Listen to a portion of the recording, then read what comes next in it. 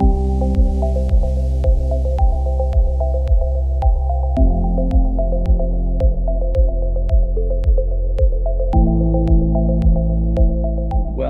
everyone to this Zymewire session on selling to biotech after the COVID cliff. I'm gathering from all these registrations that hundreds of you guys have already beat your Q1 number if you're taking an hour out of your day to join us here. So good for you. I hope that's the signal that I'm perceiving there, and congrats and thanks for the time. I'm going to close this opening poll. And as you guys can see, we have great representation from all across the life sciences sectors there. So that'll make for good participation and whatnot. So, and then as I look at the registrations, we've got field sales, inside sales, sales operations, sales leadership, got some marketing, and even some executive leadership. So we will we'll jump right in and get going here. And Scott, what was the final number this morning? 384 was it? Yeah, I think so. Yeah. So good crowd, and must be some interest in the myth or the cliff. That's what we're going to wrestle with. Yeah, it almost has a wrestling type of connotation to it when you make it rhyme like that. But let me get started, Pete, and introduce the panelists here.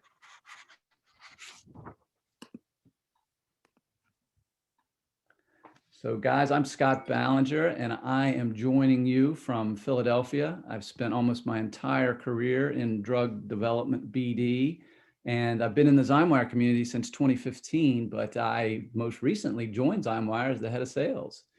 We've also got Mike Loftus with us, coming in from New Jersey, and he is going to lend his expertise in the investing and funding realm as it relates to biotech in our conversation today.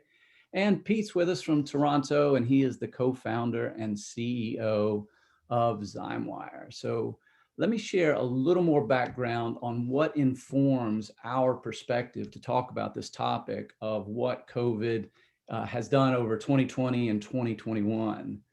And I see Pete's nostalgia for business travel has produced what looks like Air Canada's flight route map there. So maybe with as we move forward, one day we'll all be staring at the backs of airplane seats again one day soon. But as we think about, for those of you that have joined us and are in our Zymewire BD community, that Zymewire is a digital sales assistant that provides actionable insights from discovery to phase 4 and real world evidence, tailored to your industry segment, to your geographic needs, your therapeutic interests, and really has a bead on what's happening in the biopharma space so that you can sell as effectively as possible. And whether you are an industry leader like these CROs and CMOs or an innovative startup, 350 business development teams depend on Zymewire to help them reach their sales goals. And during the pandemic, we had over 3,000 hours of live conversations with the life science business development community all across all regions and corners of the earth. And that has helped us understand both the challenges and the opportunities that COVID impacted on us last year, and possibly how that will inform us going forward. So let me step through the agenda, and then Pete's going to lead us off on some of the observations that this has led to. So let's talk about what happened in 2020. We'll really focus on trial volume and funding, and then we'll debate the impacts that may have as we go into the rest of 2021 and what impacts we might see. We'll then shift over to some actionable themes that might inform the way you finish out 2021, things that we're seeing and that you may be able to take advantage of. We'll finish off with some questions. We're going to give away a set of AirPods, and depending on your interest in the materials that we present, we have a number of different follow-ups where we can provide additional detail about some of the data that we're sharing, and we would welcome the opportunity to come and actually speak to you and your colleagues specifically at your company and sort of redo this type of analysis as it might fit your industry or your areas of interest. So if this is interesting to you, know that we can come and speak to you and your team specifically as a follow-up, as well as provide some of the data behind the trends that we're sharing. So Pete, are you next? Yeah, I'll kick things off here. So we had a lot of fun with this. We treated it as we were interested, as Scott mentioned, interested in kind of piecing together things we'd been hearing from different teams around the world. And we thought, well, let's dig in with some numbers and yeah, to analyze first what happened with 2020, and then we'll get into the cliff stuff as Scott, the cliff debate, I guess, as Scott mentioned. So the next couple of slides will take you through. We tried to triangulate around the explanation of 2020 in a few different ways, starting with funding, and then we looked at the participation rates of different companies. So kind of who was involved in COVID and who wasn't. And then a clinical trial view as well, just to kind of round that out. So I'll take you through the funding first. Big one here. I think those that we were speaking to were feeling this kind of in their own business, but we tallied up all the funding. And just to remind everyone, this is the so we're focusing a lot on US. You'll see kind of interchangeably. Sometimes we talk about US, sometimes we talk about North America. As you know, here in Canada, we talk about North America more. That really just means US and Canada, I think, for the most part. So what we saw, tallied up all the US companies, just US companies, 69.9 billion invested in 2019 into those companies. And we removed the top 30 pharma. So you take out the Vertexes, the Biogens, all the US-based big pharma.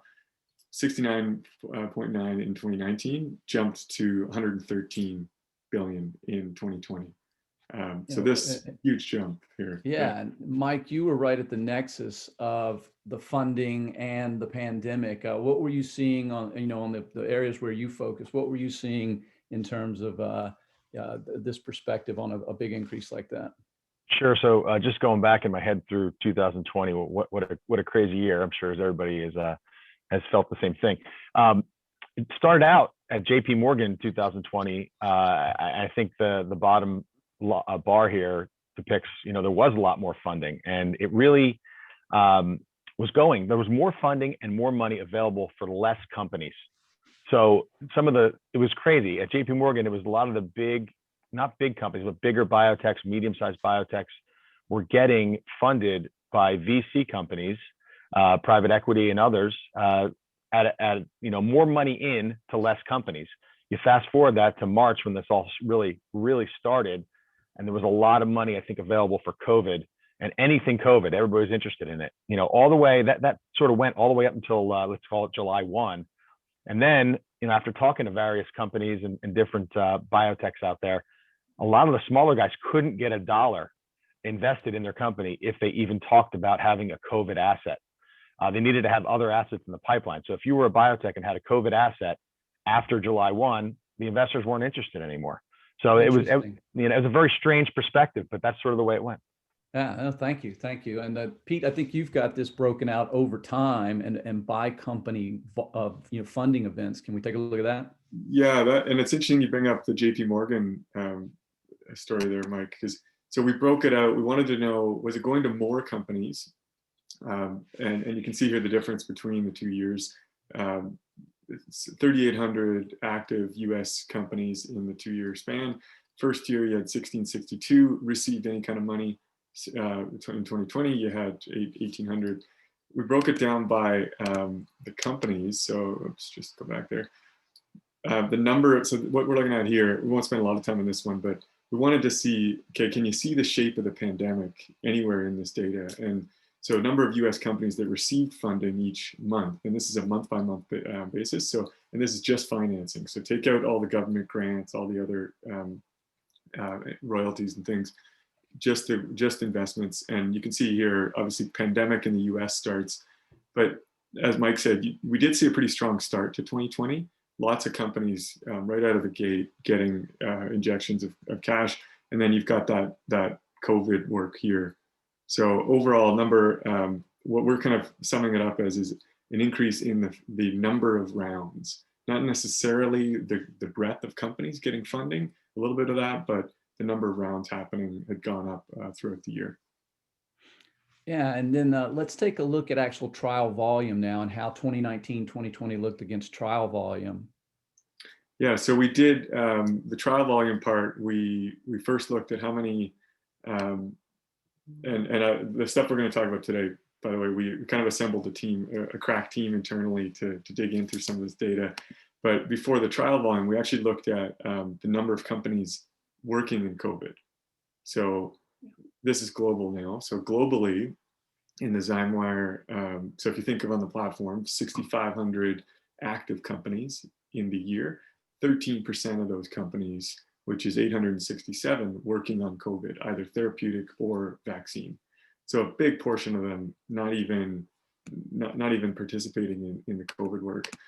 So that was interesting from a yeah, and just obviously it's Pete, pharma. 13% is so much less than I would have guessed just based Yeah. on living through it in the life science service sector. But I guess that's still over 850 companies. And Mike, some of your points, I don't know if you saw that dynamic or if you would have guessed a different percentage, but maybe the rich got richer or some of the other things from the investment side. But what are your thoughts? It's still a real number when you talk about 850 companies, but as a percentage, it's lower than I would have guessed. Yeah, I think we all sort of saw the environment and what happened. Big pharma and some of the bigger biotechs were able to obtain a lot of money to go after COVID throughout the year. But I think some of the smaller biotechs were able to access that money, like I stated earlier, in the early part of last year. But towards the end of the year, they really it sort of waned off, and investors shied away from the smaller guys that with just one COVID asset. Very good. All right. Well, yeah, so I'll take you through the clinical stuff you were asking about, Scott.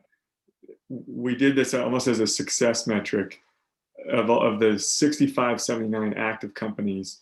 Think of them all kind of racing towards phase 3. 123 reached phase 3. Obviously, the Modernas and the ones we're all hearing about are in that cohort. But then, yeah, on the clinical trial side of it. So this one, yeah, go ahead, Scott.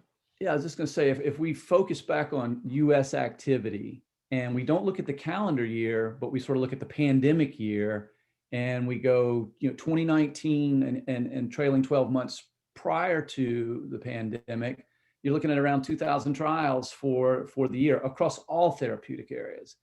But that's a pretty healthy increase when we look at the same sort of March to right now today. 17% is not bad, especially when we were having a pandemic and we all sort of remember the activities that sort of froze everything up at one point. But arguably a healthy increase under the circumstances. But if we go to the next slide and sort of take a look, what comprised that increase? To me, this is the real surprising part of that. It's almost all COVID. I mean, that is literally, with the exception of just a couple of other studies, COVID is what is making up the difference between the prior pandemic time and the last year, the last 12 months that we have just lived through. Yeah, and this one, yeah, I think it certainly suggests that it was additive, right? As it didn't subtract from, at least from a clinical study perspective, didn't subtract. It was very much in addition. Yeah, it certainly seems to be a net gain, and especially under those stressed conditions. So Scott, you're going to do. Yeah, I wanted to got ask one story to share while you run the poll. Just one. Yeah, story. I was just going to say, I'll ask the group. What was your experience, and was the COVID time period, these last 12 months, did you wind up seeing it as a tailwind? It actually increased the business, or was it a headwind and you wound up, really having to struggle? It was more a year of survival. All right, lots of yeah. So we had one, just a kind of quick anecdote. Some of the stuff as the poll is going here, something that I heard. This story just blew me away from a sales target and all the rest perspective. But we had a client whose target was 100 million, and their sales target 100 million. The team was going to have to reach. Won't give you too many specifics about kind of what line of business they're in, but they crossed $1 billion in 2020. So they Yeah. next their previous sales team. So you're right. And whether it was a headwind or an amazing tailwind, like you just talked about, how do you plan for 2021 as a sales leader with that kind of things happening out there? Are you going to double down on that $1 billion now and say we're going to grow from there, or is there a COVID cliff and some of this is going to retreat on us? Here, I'm going to publish the poll. And you see, most people said this was a tailwind and they had a very busy year and it was a growth year.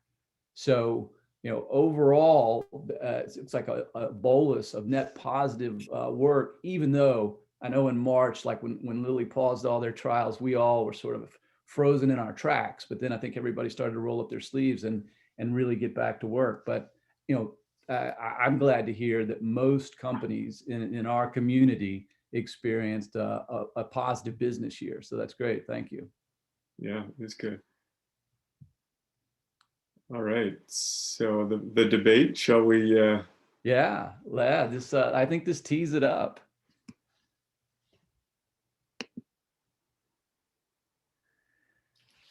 So, is there a COVID cliff? We saw this rapid expansion in business opportunity. Most of you just said you had a growth year under extreme circumstances. And just to level set on a definition of what a COVID cliff might be, it's a period where we see a sharp drop in spending from biotech companies on services related to COVID drug development because the pandemic's over and COVID's no longer a thing. So, in my observation and sort of looking at the data the way I see it, I think there is a COVID cliff. I think we had a rapid expansion of business opportunity, and I think it could vanish just as quickly as it came. But I know that view is not, Yeah, and I'm of a different. I don't share the same idea of what slope that's at with Scott. So I'm kind of I think there's going to be a bit more of a gradual landing. Okay. So that's but Scott. Well, let me make a few points here, and then we'll obviously see what everybody thinks. But it sure seemed like we had a steep uptick, and I think it could go away just as quickly. And Mike, I'll ask for you to get involved here because this is from this week, New York Times coronavirus vaccine tracker. We've been seeing this. So we've got 7 approved vaccines on the market. There's 6 authorized. And Mike, from an investor's point of view and from a business point of view, are these early stage candidates, these 44 phase 1s and the 30 some phase 2, 70 projects, early stage candidates, from a business point of view, are they going to continue to get funded and come into a market that will be satisfied and saturated based on where we are right now, or are those going to go away? And you don't have to be definitive about it, but what's directionally, what do you think? Well, on the vaccine side, if you have 7 different approved vaccines already, I hate to say it, but my guess would be, because who knows what's going to happen, but my guess would be that a lot of the COVID vaccine financing dries up for the next stage of development.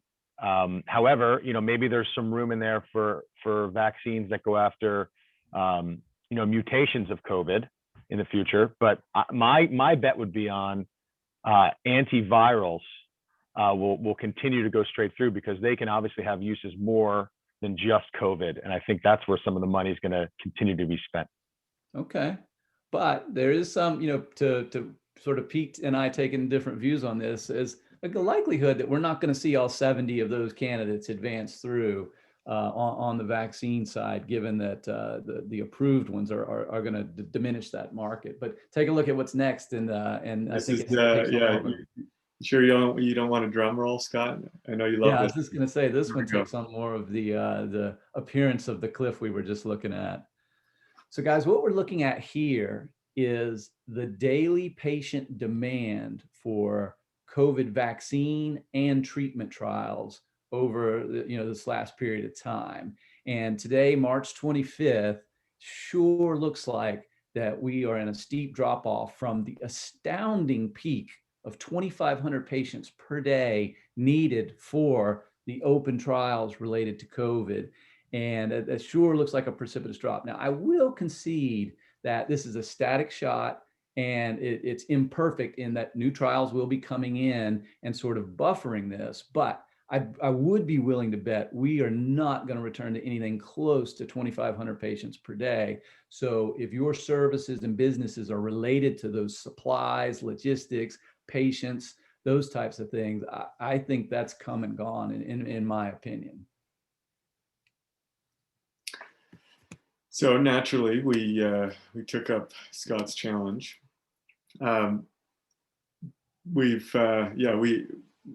Is Scott cliff hunting possibly?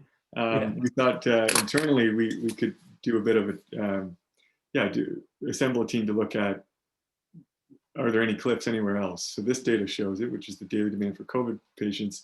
Any other cliffs hiding out there? So we decided to go cliff hunting. Now, if you look up stock images of cliff hunting, this guy who is actually hunting for cliffs on his moped there.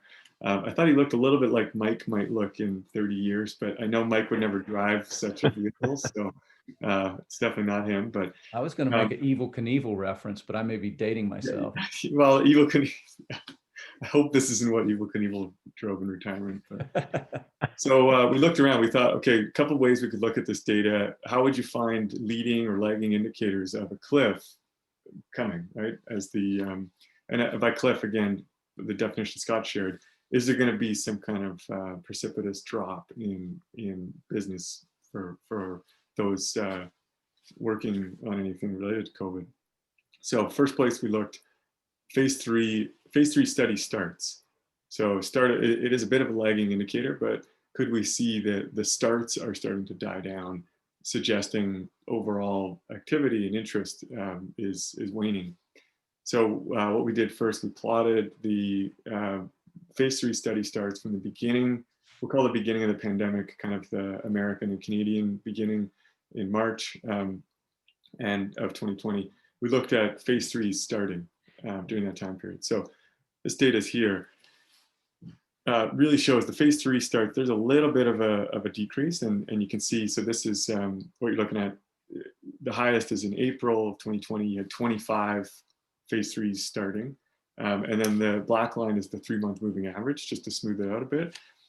Still going pretty strong here. So a weaker month in January and March, but for the most part, we're still seeing new phase 3s coming online. If there was a cliff emerging, I would have expected. December stuff started to dry up. Yeah, if those were my sales numbers, I'd be concerned. Yeah. Okay, I would be too. So from so we looked, okay, back it up a little bit, phase 2, phase 3 isn't showing it, maybe phase 2. So there were a ton of phase 2 studies throughout the pandemic. Most people on this call know 470 or so in the last 12 months. Phase 2 data also quite strong. So even February, March, we had close to 30 phase 2s starting. And again, look at that moving average, right? It's not really in the cliff territory. So we had to keep giving Scott some more data points to think about. So what we did next was we came up with an analogy. We're thinking, okay, so the maybe Moderna is like pumping out 30 studies and Pfizer's pumping out a bunch, right? So what if we looked at the number of players participating? So this analogy, just bear with me for a second here. This helped the team kind of get our heads around it. So we're going to go to a wrestling or MMA. Choose your sport. Not boxing though, because boxing is always just 2 competitors, but wrestling and MMA, people can jump in the ring at all times during the match to make it exciting.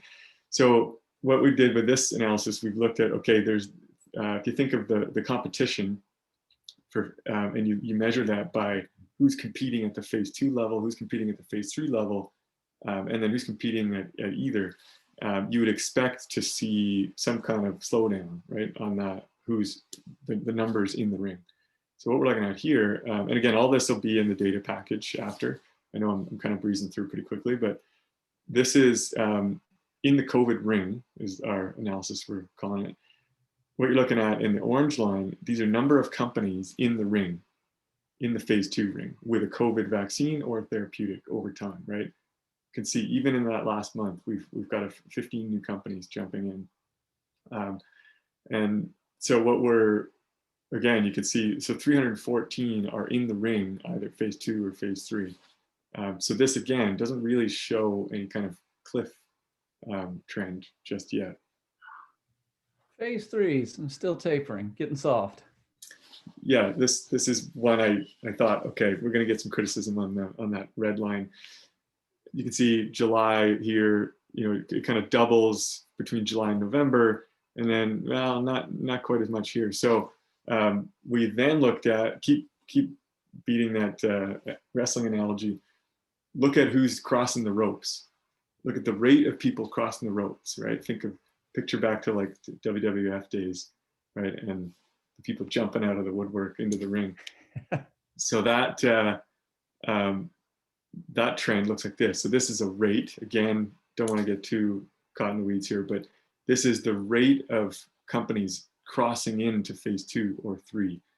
Again, cliff, you would expect that rate to have started to dry up. We're still seeing, yeah, it's slowing, but a little bit of decline there on the phase 3. But you're still seeing, even March, you had 15 new companies jump into the phase 2 ring for the first time, which was pretty interesting. So again, that was you're definitely a glass is half full guy. I like that. Oh, I am. Yeah. Yes. That's the. Yeah, I'll show you. Okay, speaking of people that are glass half full, or 3/4 full. We then we thought, well, what are the leading CROs saying? Because surely these people are, these men and women are thinking, they got to tell Wall Street a story. What's that story to tell in Wall Street? So we dug into that. Of course, that journey took us, the cliff hunting took us to North Carolina. So 2 individuals that I'm gonna show you some quotes from here. One technically not in North Carolina, but his head office is there. From Syneos, and then we'll show you one from PPD as well. So Alistair McDonald, February 18th, says this: we continue to see a substantial pipeline of additional COVID-related opportunities. I think with the variants that we're seeing and work moving into a long-term follow-up, I could see the pipeline staying roughly where it is for a quarter or 2 more. So Syneos is going to see a quarter or 2 more variant work. And then PPD, very bullish on variant work. So here it is from David Simmons himself. Looking ahead, we expect COVID-19 to become an evergreen component, remember that word, evergreen component, of our infectious disease franchise. I don't see a COVID cliff, he says. In the next year alone, our RFP flow suggests that we'll bid on well over $1 billion to $2 billion of COVID-19 related work. As we speak, we're already bidding on more than $750 million in COVID-related RFPs. That was February 24th, and he's since repeated these statements March 6th. So yeah, so I can totally see PPD having that point of view. They have a vaccine division. They have a global vaccine site network. So I could see them leaning into that, and being able to continue to benefit from the follow-on work just because of their particular therapeutic focus in that area. I can see that. So the debate still out there. Is it a cliff? Is it a scraggly hill? Is it a slanted slope, or is it a molehill? Yeah, I've got a poll here. Let me make sure I got the right one. Yeah, so let me launch this poll and we'll see what the audience thinks. I'm going to see if I can do my see if I can pull this off. If things go south, you guys can blame me later. But I'll try the same thing while the poll's coming in. Let's see here. So we had some fun with this. I got a special green screen set up just for. I know the team's probably freaking out right now, thinking, "What the heck is Pete about to do?" But so we had this. Mine's the guy's hanging off the cliff there. You see that? Yeah, there we go. So here's Scott's cliff. Scott's cliff on the. Yeah, that's a big drop. Mine. That is a big drop. And then Scott has his famous Want to explain that one, Scott, while the poll's going? Yeah, apparently there's a fun place in Brazil where you can have the view of being in a very precarious situation, but you're only like a foot off the ground right there. So I'll go back. Looks like most people have voted. I'll end the poll and publish those results there. I am in the minority for sure. So let me share results. Right. Pete, our viewers are loyal to Pete and Zymewire, and Or they're loyal to David Simmons. yeah, Okay. there we go. Well, this has been interesting, sort of look at what happened and what might be the implications for us in business development, in leadership, and planning. But because Zymewire is really monitoring and looking at the entirety of the life sciences landscape all the time, we do get some early signals on potential trends, potential opportunities, or challenges. And in this exercise, we saw 6 things that you can take into consideration as you look at the rest of 2021. So that's what we want to step through now in the remaining time, and then we'll follow up with your questions and the giveaway. But Pete, why don't you take us to the first one? Sure, yeah. And this, so we'll send out the package later. We're going to go through these pretty quickly, but think of this as what we're hearing, seeing different things, hearing things bubble up, and just six ideas, right? If one of them becomes helpful for your business, then we've succeeded in this whole webinar. Yeah. So number one, here we go. So prospect into the mRNA halo effect. So this suggestion, you think of all the people in your family and your network of friends who now use the word mRNA, right? I mean, 2 years ago, no one talked about messenger RNA except cell biologists and the biotech companies working on it. So money's flowing into this. What we're seeing from kind of in the Zymewire ecosystem, there is a halo effect. Doesn't really matter if you're doing exactly what BioNTech is doing with the vaccine. If you're using mRNA, you start talking about it more. So 4 quick examples here. The suggestion is really just to prospect into these companies, but 115 drug developers talked about mRNA in the last year. 62 are based in the US. So we're gonna, when we send out the data package, you'll be able to just click on the link and you'll go to a search that will pull up these companies. But 4 interesting ones that I thought kind of showed the breadth. We got Kernel Biologics. So they're discovery preclinical. They're in Boston. They're using mRNA as an oncology therapeutic. Really cool application of it. Nothing like what's going to be injected in your arm, right? Very distant from the vaccine application. They're taking advantage of ribosome differences that cancer cells have, and the ribosomes in cancer cells can interpret an mRNA in a different way. So they're kind of targeting cancer through a special therapeutic. HDT. So they're a Seattle-based company. They've raised 16 million in total. They just raised 6 million. Discovery preclinical. They're kind of the better mousetrap version of mRNA vaccines. Worth looking into. Exasys. So they launched in January of 2021. They're from Formation, I think it was, or there's Factor Bioscience. They're using mRNA to induce cell therapy. Cell therapies, I guess. So they're doing it outside of the body using mRNA. So not a vaccine, but inducing pluripotent stem cells to then be put back into cancer patients. And then Karma Cell Therapeutics, a really good one, probably the best kind of from a financial stability of the 4.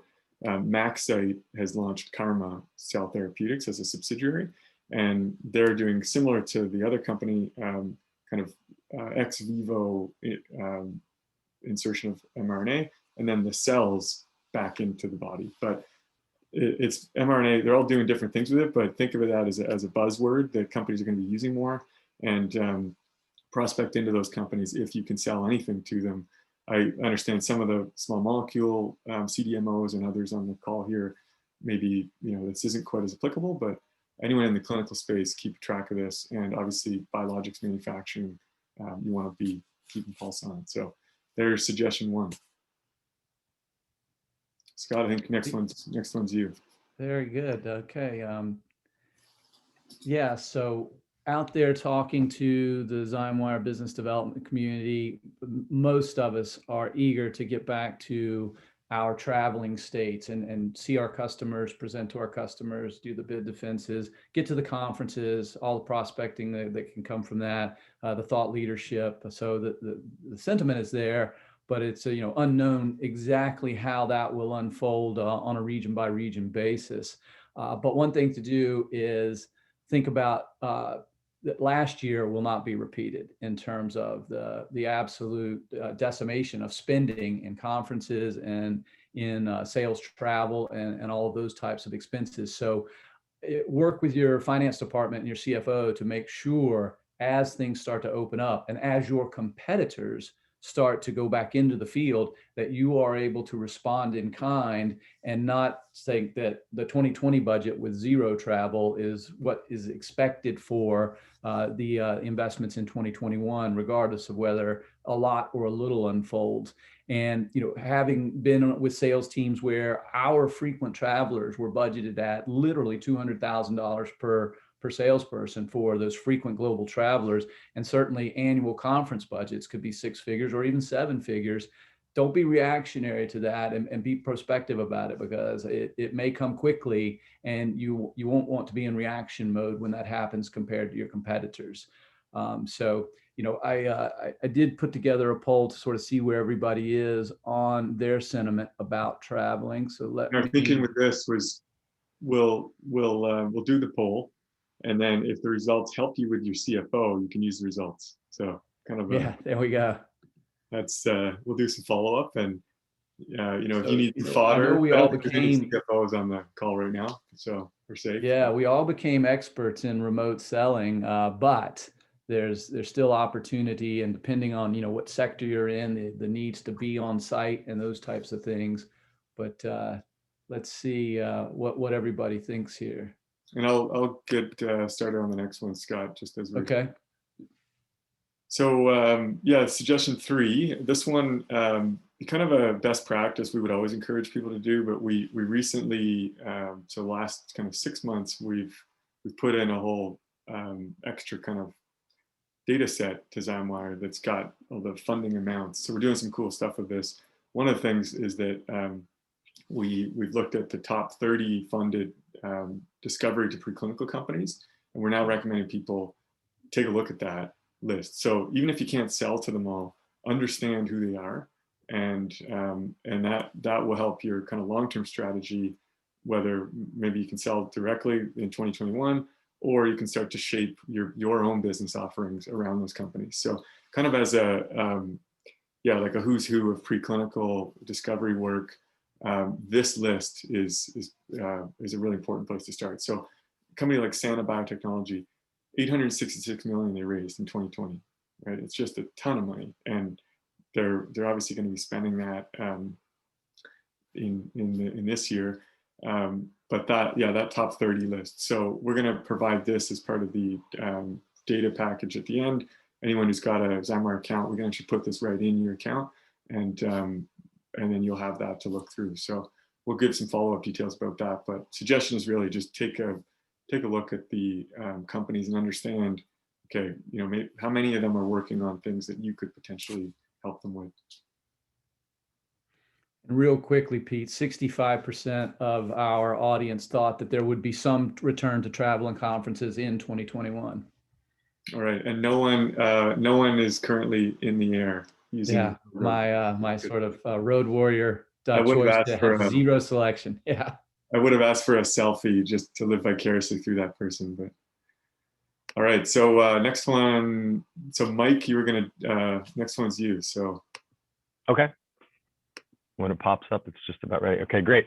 So a couple things I think to think about here. One, we'll talk briefly about royalty investing, and then also why that's important and what oncology and orphan disease, why those markets should continue to stay really strong versus some of the other markets may have less interest from investors because of reimbursement issues.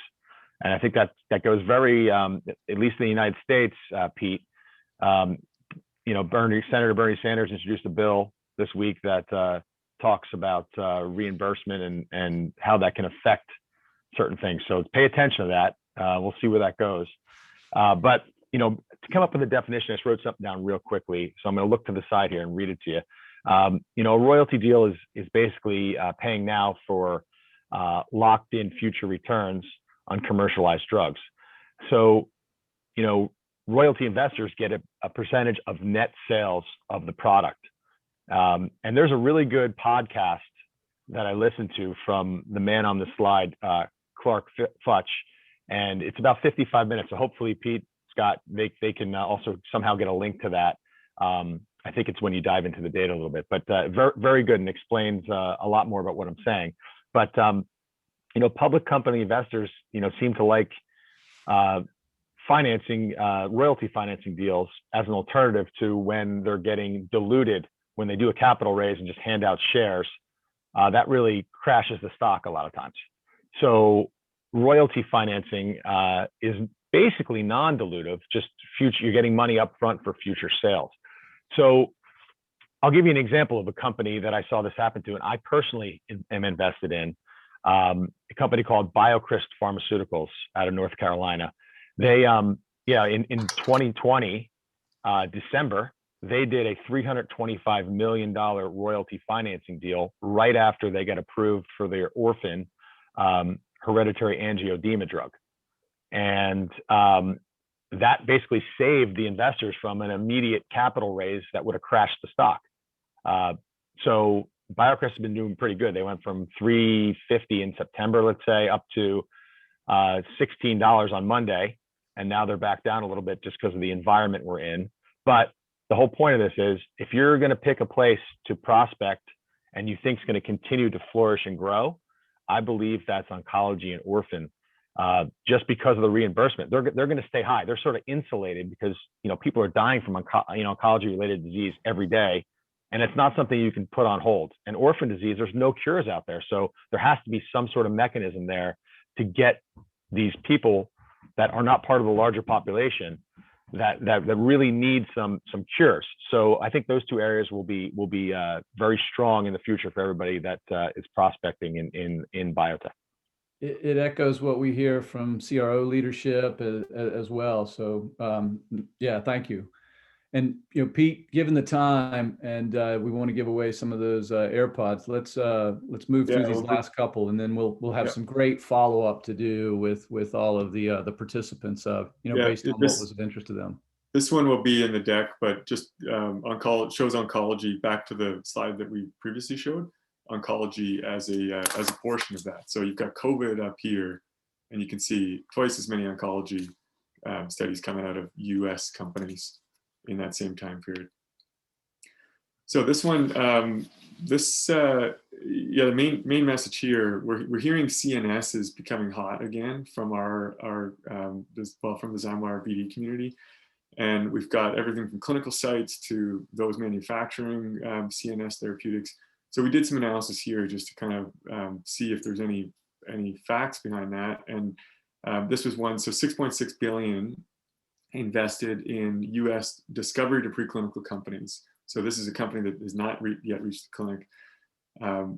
If you take those companies and you divide up by their main therapeutic area of focus, oncology, as no surprise based on what Mike just said, 50%, 18% to CNS.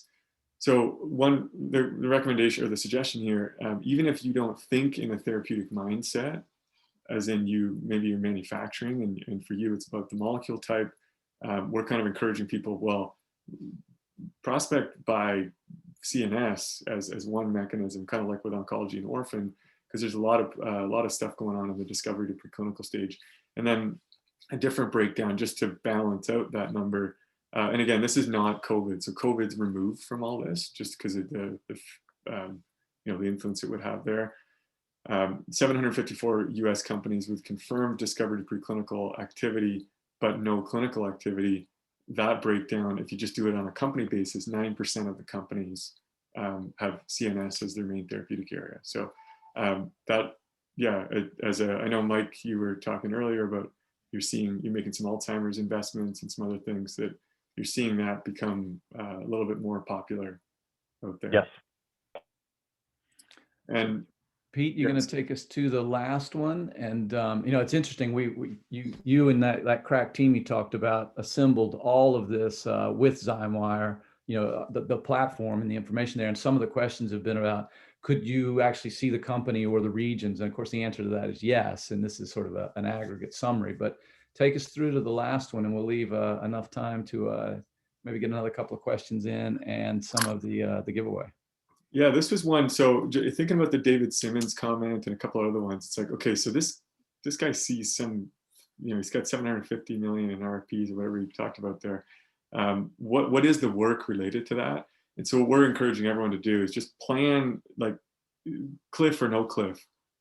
What would an evergreen scenario potentially look like for you? So are you a site that could do vaccine studies?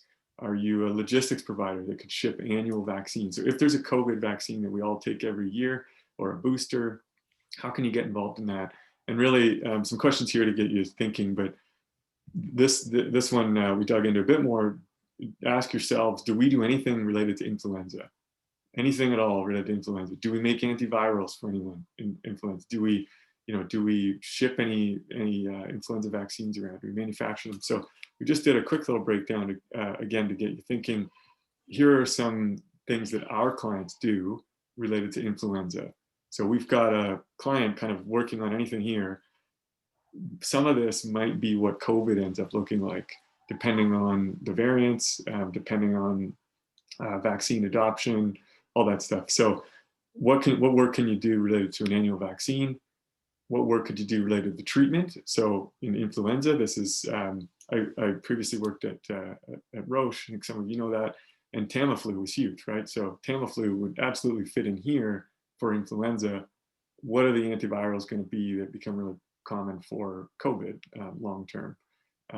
So that's the two. And then diagnostics, this is still rapidly emerging, obviously, for COVID, but what are those long-term things where maybe you could get involved on the regular testing side? So that wraps up our 6 suggestions. We will dive in. I guess we'll do some Q&A, and I'll. So Pete, I'll take on some of the questions, and thank you to you, Pete, and to Mike, and obviously thanks to our audience and for your participation as well. And Pete, why don't you get ready for the giveaway there? We've got Yeah. we're gonna try to do something impressive to give those AirPods we'll away. see. Yeah, that's okay. I'm just gonna stop sharing and I'll get it set up and then share again. Yeah, one of the questions was about conferences and what we're hearing from the broader BD community, as well as Zymewire has a free service called Recolta, and you go to recolta.com. We'll make sure that's in the follow-up, and we track all of the life science industry conferences and put those out to you in an organized way on a regular basis. And we're seeing obviously the virtual and starting to see some hybrid and some in person, being forecast. So we're keeping an eye on that, but we do think the hybrid is going to be the for the future and probably for the rest of 21.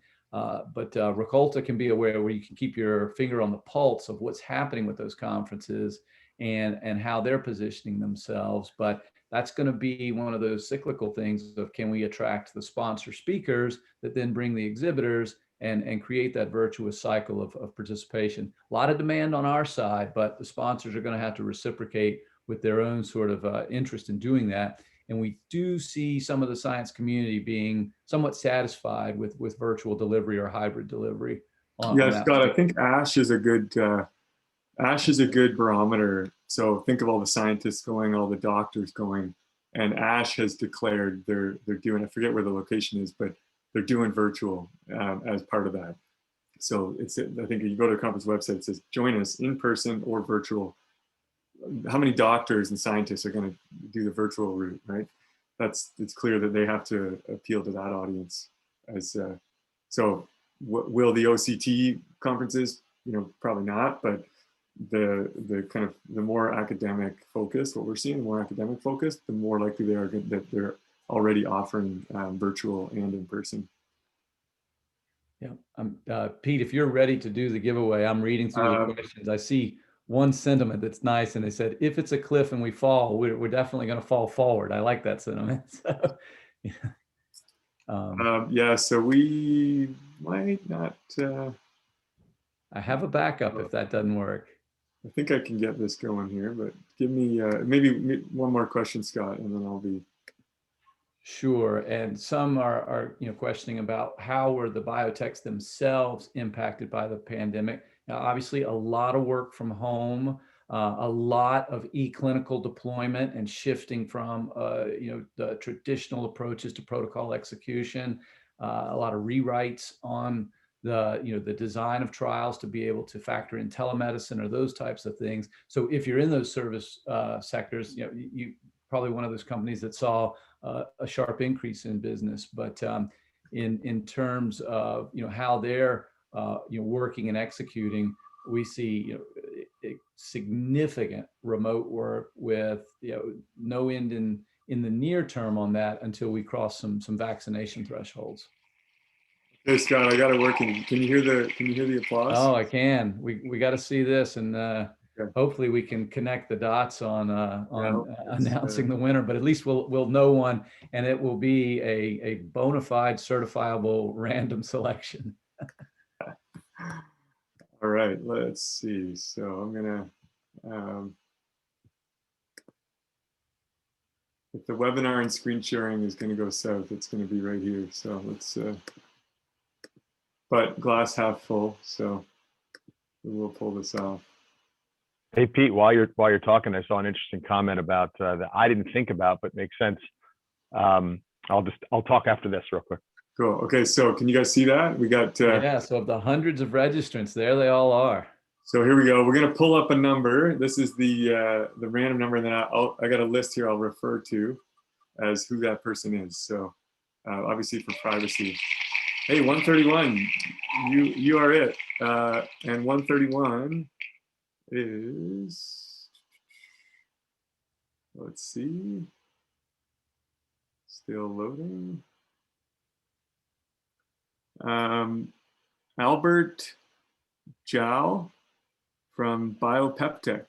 There we go. Congratulations. Albert's coming. Albert's calling in from China, so that's cool. Albert Zhao, we will be in touch with your AirPods.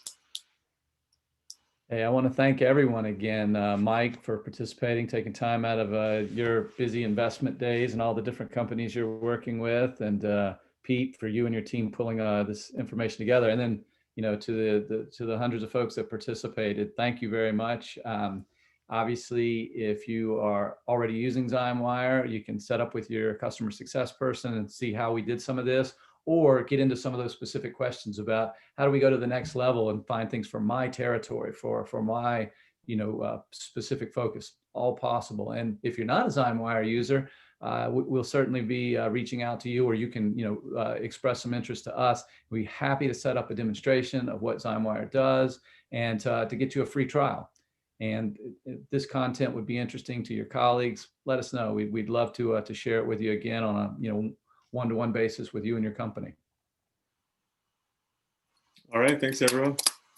Thank you. Thanks everybody. Have a great day.